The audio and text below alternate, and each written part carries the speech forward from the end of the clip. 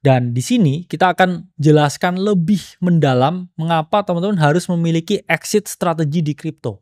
Jawabannya adalah market kripto, Bitcoin itu memiliki suatu siklus. Jadi ketika teman-teman mau untung, teman-teman itu harus memahami siklusnya. Dan cara teman-teman untuk rugi itu tidak memahami siklusnya dan masuk di waktu yang salah. Jadi saya ngomong kalau teman-teman baru belajar kripto sekarang, baru masuk kripto di tahun ini, pertimbangkan kembali untuk sizing down atau merisikokan jauh lebih kecil daripada seharusnya. Karena ingat teman-teman, kamu yang tahu kripto sekarang itu tidak seawal, tidak se-early mereka yang udah tahu kripto dari tahun 2022. Yes, market ini masih mungkin mengalami kenaikan, tapi masih mungkin juga dia mengalami atau mulai mengalami yang namanya penurunan.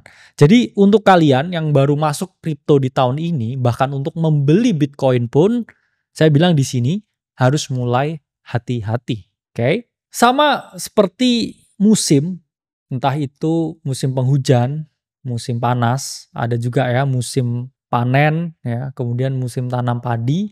Di kripto pun juga sama, ada musim untuk membeli, ada musim juga untuk menjual. Kalau teman-teman mau untung, kamu beli ketika musim beli dan juga kamu jual ketika bukan musim jual, ketika transisi antara musim beli dan juga musim jual. Sama juga nih ya, seperti mereka yang memanen padi. Ya mereka nggak nunggu dulu ya, kayak udah 100%, misalkan kayak cuacanya bagus dan hasil padinya bagus, tapi sebelum cuacanya bagus dan hasilnya bagus, mereka udah nyiapin dulu alatnya, kemudian punya planning, kita akan melakukan trimming ya, atau aset-aset yang kita bersihin ya, kita panen supaya kita bisa memperoleh keuntungan. Jadi menanam modal, entah itu di pasar modal, itu di kripto, bahkan menanam padi juga, itu harus tahu teman-teman, harus dipetik ya. Kalau kamu nggak merealisasikan keuntunganmu itu akan hilang. Ingat ya teman-teman, akan hilang. Teman-teman harus paham fase bull market dan juga fase bear market. Di kripto itu saya ngomong mengapa banyak sekali orang bisa kaya di sini, itu adalah mereka yang tahu siklus dan memanfaatkan siklus ini dengan baik. Sedikit repetitif, sedikit lebih mudah dibaca dibandingkan dengan aset-aset yang lain karena ini masih baru teman-teman. Jadi kurang lebih ya pola dari siklus market kripto itu seperti ini. Hampir selalu ada siklus bull market di mana 3 tahun harga kripto, harga Bitcoin itu mengalami yang namanya kenaikan. Lalu di tahun keempat atau di tahun terakhir, itu 1 tahun harga itu mengalami yang namanya penurunan. Jadi ingat ya teman-teman, 1, 2, 3 hijau, 1 merah. 1, 2, 3 hijau, 1 merah. 1, 2, 3 hijau, 1 merah. Selalu seperti itu. Nah, kita ini di mana? Kita ini ada di tahun ketiga, yang mana OTW tahun keempat. Dan sama seperti analogi sebelumnya ya, orang-orang yang mau memanen ya padi mereka setelah mereka tanam nih dari 2022, ini udah nyiapin ya alat-alat ya gerabah yang mana mereka gunakan untuk manen padinya ya. Jadi jangan sampai ya ini kamu ada di sini nih ya, banyak orang lain udah mau panen, kamu masih baru mau nanam nih di sini. Terus di sini kamu kena ya musim hujan terus rusak. Jadi jangan sampai hal itu terjadi ke kalian. Jadi kalian yang baru masuk kripto sekarang, gimana caranya? Kalau saya mau mulai belajar beli Bitcoin, gimana menghindari ya potensi atau risiko substansial yang ada? Nanti akan saya jelaskan secara mendalam juga di modul ini. Jadi kita di sini teman-teman ya, kita udah ada di tahun ketiga, yang mana ya di tahun ketiga ya kita harusnya ya lebih hati-hati karena sebentar lagi ya ada potensi ya musim hujan yang menghantui. Jangan sampai ya di sini kita malah mau mulai nanam padi atau benar-benar di puncaknya di sini ya. Kalian baru nanam padi di sini. Ya ini kalian akan ya berpotensi menghadapi yang namanya musim hujan. Nah, ini pasti jawaban yang kalian nanti-nanti. Saya baru kenal kripto tahun ini, baru masuk tahun ini, apakah telat untuk membeli sekarang? Nah, ini akan kita jawab nih di sini ya. Ada 2 cara atau 2 strategi untuk teman-teman menanam atau teman-teman melakukan pembelian. Jadi kita ngomong ya, kalian beli itu saya ngomongnya nanam ya, seperti nanam modal, nanam bibit ya untuk kamu nikmati hasilnya di kemudian hari. Nah, ada 2 metode entry yang bisa teman-teman dapetin di sini atau teman-teman lakuin di sini. Pertama itu adalah metode lump sum. Dan yang kedua adalah metode dollar cost average atau DCA. Apa itu lump sum? Lump sum itu merupakan suatu metode di mana kita masuk di market dalam satu waktu yang sama dengan keseluruhan modal yang kita miliki. Let's say teman-teman punya duit 100 juta. Terus mau masuk market sekarang. Jadi kamu market buy di saat ini harga Bitcoin di 105.000. Jadi dengan uang 100 jutamu ya, kamu dapat 0, sekian Bitcoin dan masuknya sekarang, saat ini juga. Tapi kalau dollar cost average itu adalah mereka yang masuk Bitcoin dengan metode mencicil. Atau masuknya pelan-pelan, atau masuknya bertahap, atau masuknya perlahan. Misalkan kalian punya uang 100 juta, kalian nggak langsung kalian masukin 100 juta saat ini juga. Tapi kalian bisa masukin, oke, bulan ini saya beli Bitcoin 10 juta, bulan depannya lagi 10 juta lagi, bulan ketiga 10 juta lagi, bulan keempat 10 juta lagi. Nah, apa keunggulan lump sum dan juga kelemahannya? Keunggulannya ketika kamu dapat entry yang terbaik, kamu bisa memaksimalkan keuntungan yang paling optimal. Sama seperti yang udah ya lihat live stream kita ya, saat itu kita bilang nih Bitcoin ketika di 76.000 itu adalah saat yang terbaik untuk melakukan pembelian ya. Lalu Bitcoin ke 110.000 ya, yang mana kita ngomong udah naik banyak ya, naik kurang lebih 50-an%. Jadi kalau kamu punya uang 100 juta, uangmu jadi 150 juta. Tapi kalau waktu itu kamu menggunakan metode dollar cost average, saya yakin ya porto kalian mungkin ya hanya grow sekitar 10%.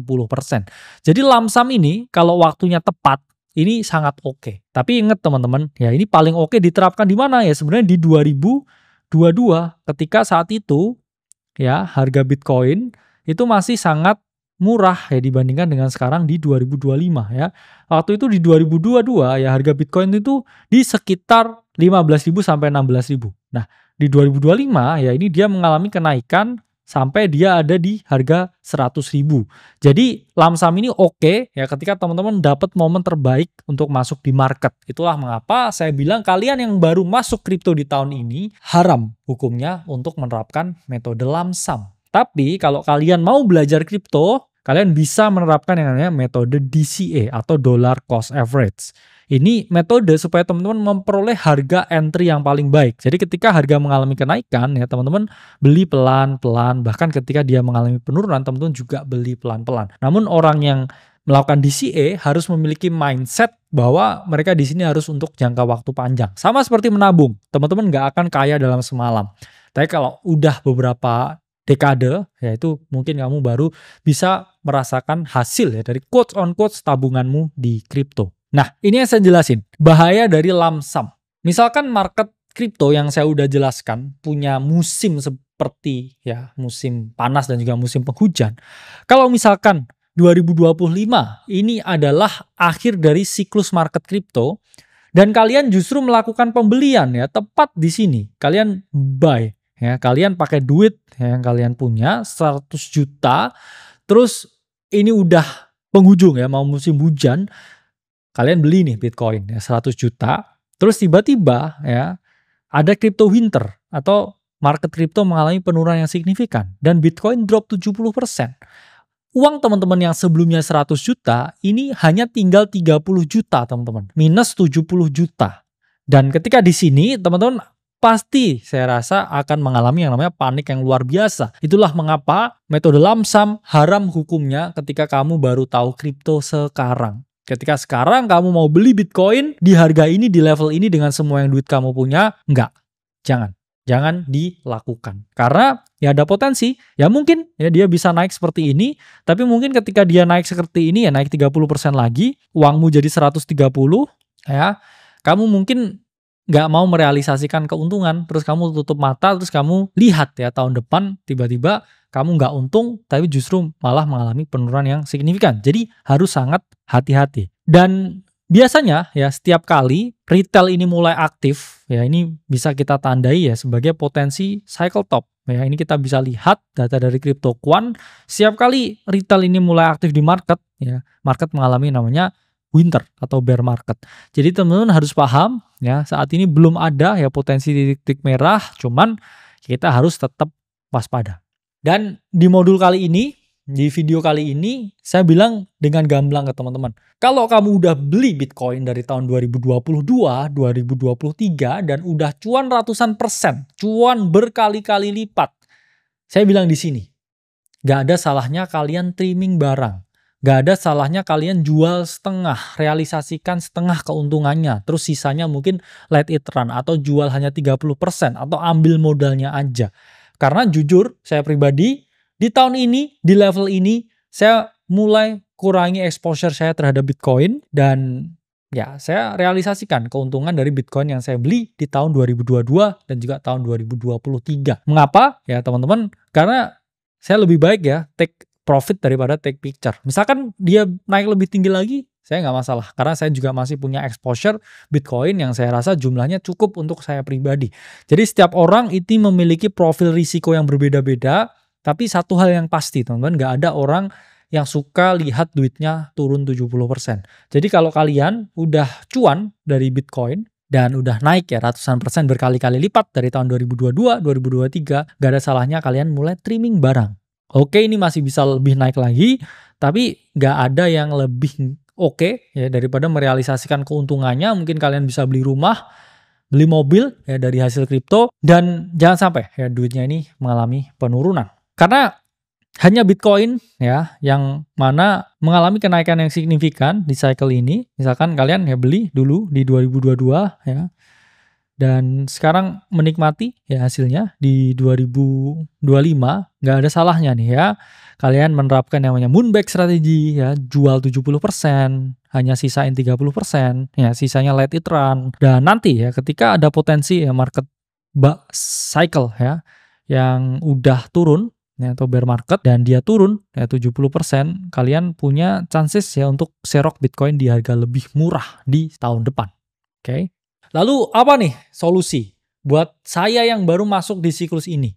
Saya baru tahu Bitcoin sekarang. Enaknya ini saya mau ngapain ya di sisa tahun ini? Teman-teman bisa menerapkan yang namanya DCA atau dollar cost average. Kalau tadi misalkan metode lump sum, kamu punya duit 100 juta dan kamu langsung masuk saat itu juga ya 100 juta. Tapi kalau kamu ya punya duit 100 juta, ini alangkah lebih baiknya kamu belajar Bitcoin dan kamu misalkan beli 10 juta setiap bulan. Misalkan di sini 10 juta, kamu beli lagi 10 juta, ya beli 10 juta, 10, ya 10, dan harga rata-rata kamu ya atau average price-mu ini jadi bagus ya daripada takutnya ya kamu di sini beli dengan lump sum dan dia mengalami penurunan ya. Terus kamu kehilangan ya 50% asetmu, 70% asetmu. Dan saya nggak mau ya itu terjadi ke kalian semuanya. Itulah mengapa metode mencicil itu bisa ya dilakukan buat kalian yang mau belajar di market kripto. Dan ya fokus nabung itu adalah cara untuk teman-teman bisa selamat dalam jangka panjang. Dan beberapa exchange ya ini udah ada fitur yang namanya automatic DCA. Kalau teman-teman assign misalkan pakai 100 juta, kamu beliin lah ya 10 juta. Bahkan bisa ya setiap hari, bisa setiap minggu. Ini dia bisa mengeksekusi supaya teman-teman memperoleh ya namanya average price ya yang terbaik. Supaya ya punya harga rata-rata yang oke dan ketika market mengalami kenaikan, kamu bisa cuan ya dari kenaikan ini. Ini contoh ya, ini dari DCA BTC, ya teman-teman bisa cek juga ya. Misalkan kalian invest ya $1.000 setiap bulan ya selama 2 tahun.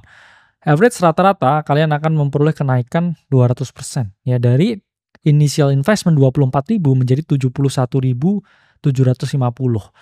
Tandanya apa? Ya kamu lihat nih ya, grafiknya ini ya dia mengalami kenaikan 200% ya hanya dengan menabung setiap bulan. Inilah ya yang nggak dimiliki oleh metode lump sum. Inilah pentingnya ya tetap melakukan DCA untuk kamu yang baru masuk di siklus ini. Timbul pertanyaan lagi nih ya.